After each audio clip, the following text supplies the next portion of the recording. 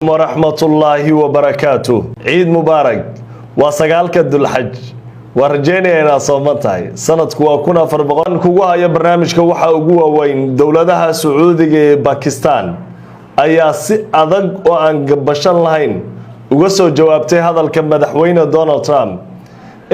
هدي أي ربان دقال كبرق الحين لجوجيا ورد إيران كذا إن أي كوسو بيران أبراهام مكود هشيس كلا دونيو إسرائيل اللي قصوا لحجليو دولتها مسلمين تا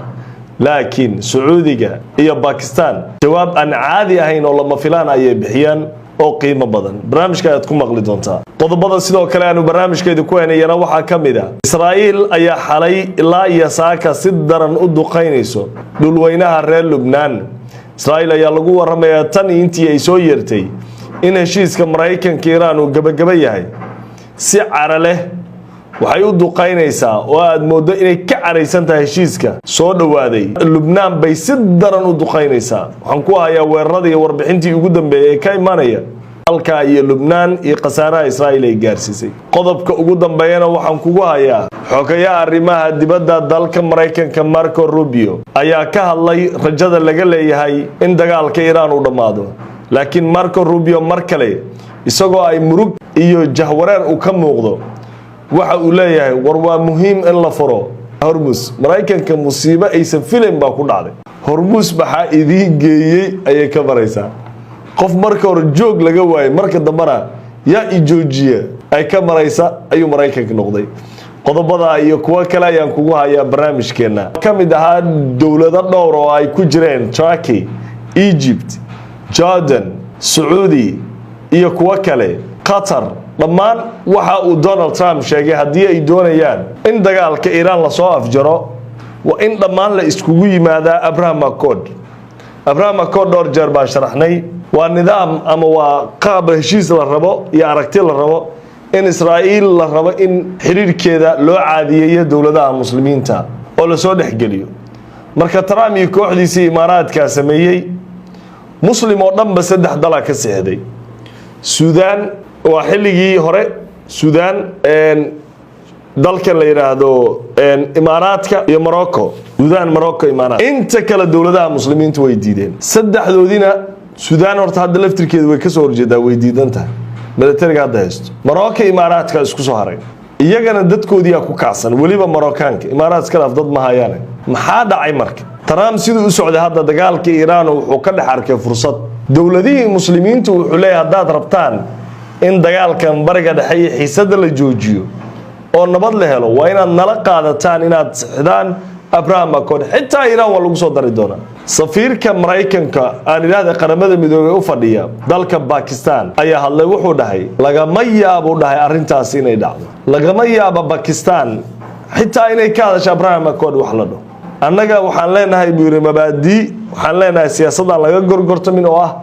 in la arko Falastiin oo dawlad ah oo caasimadeedu Quds ay tahay qalaas wixii intaas ka soo haro hadal ma galo markii taas meel la fariisiyo ayaa waxaan ka hadli karnaa Israa'iil laakiin Pakistan kama kaftanto Sacuudiga wasiirkeeda arrimaha dibadda waa in la wadaagi doonaa Faisal bin Farhan oo isaga wax laga weydiiyay isagana si cajiib oo geesinimo leh ayuu u hadlay waxa uu yiri Sacuudiga wax ka yar ma aqbalaysa buu dhahay Falastiin dawladeeda oo la aqoonsaday caasimadeedu Qudus tahay markaas Israa'iil wax xiriir wax wada hadal wala la yeelan kara laakiin waa in la arkaa arinta Falastiin oo meel fuush ila daaw إقامة الدولة الفلسطينية هو شرط المملكة العربية السعودية للمضي قدما في هذا التطبيع ولا يفوت أيضا الإشارة كما سألت على أمن المنطقة مرتبط ارتباط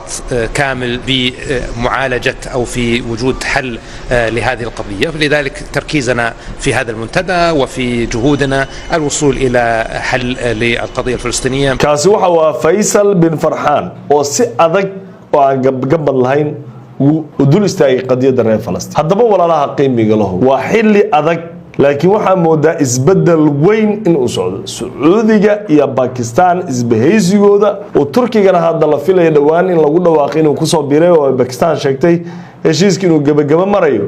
waxay noqon doontaa arrin aan sahlanayn oo taariikh weyn baa qormaysa waa yahay saaxiibada qiimiga lahu qodobka xiga barnaamijka Israa'iil xalay waxa ay weerar daran ku dhufatay ilaa iyo saakana ay garaacaysaa waliba si ka duwan sidii hore gantaalaan kala go' lahayn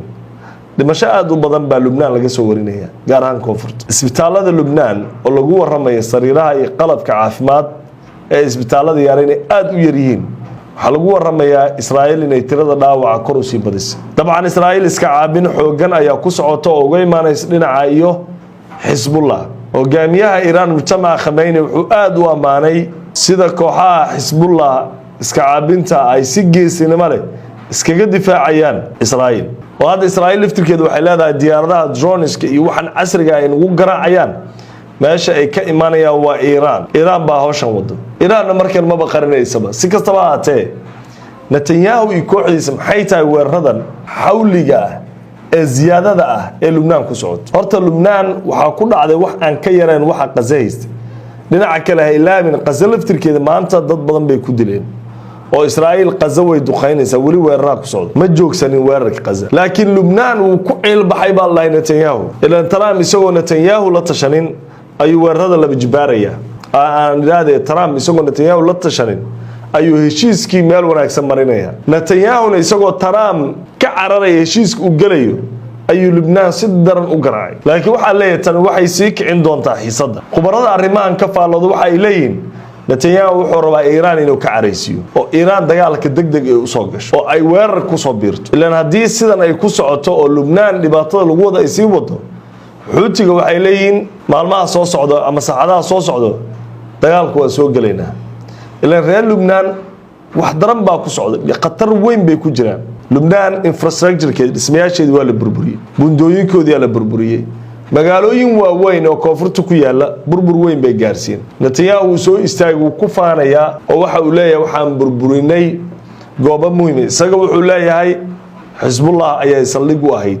laakiin waxa socda wax sahlan maahan ayaa la leeyahay koonfurta dalka Lubnaan dadka arrimahan sida weyn wax uga qaray waxa kamid ah Suleymaan oo aanu ka soo qaadanay barta X-ka ama Twitter-ka waayahay saaxiibada qiimiga leh qodobka ugu dambeeya barnaamijka waxaynu ku eegi doonaa in xogayaha arrimaha dibadda dalka Mareykanka Marco Rubio oo ka hadlay xaaladda bariga dhexe gaar ahaan furitaanka Hormuz laakiin waxaan ka hormarinayaa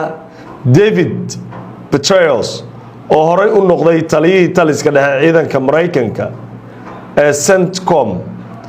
iyo madaxii hore ee CIA-da dalka Mareykanka ayaa waraysi uu siiyay warbaahinta Bloomberg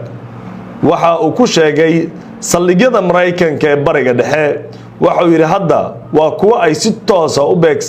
u beegsan karto Iran muddadii uu dagaalkan aan ku jirnay ama dagaalkan uu socday sidoo kale dalalka qaar waxay diideen inay nasiyaan saldhigyadeena macnaha inay adeegsano saldhigyadooda wuxuu leeyahay David macnaha baysaskeena ama saldhigyadeena aan ku leenahay dalalka khaliijka Sacuudiga iyo Qatar iyo Kuwait iyo Imaaraadka iyo hadda macna ma sameynayaan buda oo kuwa baylahdayaan oo dayacan oo waqti walba Iran ay beegsan karto khatar bay ku jiraan buu leeyahay waxa uu leeyahay dalalkii khaliijkan oo ugu kibreen Iran dhibaato inoo geyso waxa qayb ka ah buu leeyahay hadda qaar baabna diiday ilaa Sacuudiga iyo Qatar ay way diideen waxay dheen Iran daalad dagaalaysa mar kale anaga saldhigyada ma adeegsanayso Turkiga waa diiday dalalkii oo way diideen waxaana leeyahay waa mid kamid ah sababta Trump uu dagaalka hadda inuu ku noqdo ugu degdegaynin inkastoo Netanyahu uu gadaal ka riixay waayahay walaalaha qiimiga leh aynu ku soo afjarna barnaamij xogayaha arrimaha dibadda dalka Mareykanka Marco Rubio waxa uu sheegay in ay waajib tahay ama qasab ay tahay in la furo marinka Hormuz si kasta xaaladda atab in la furo waa waajib buu leeyahay ama aan dagaal ku furno ama aan nabad ku furno waxa uu leeyahay Hormuz ma sii xirnaan karto laakiin dadka body language-ka iyo xaaladda bariga dhexe aadka u qiimeeyay waxa ay leeyihiin hadalka xogayaha arrimaha dibadda dalka Mareykanka Marco Rubio marka la eego waxa ka muuqata bay leeyihiin niyad jab inuu soo ku faraxsanayn sida hadda ay wax u socdaan waayo heshiisna lama hayo dagaalna lagu ma jiro Mareykanka jahwareer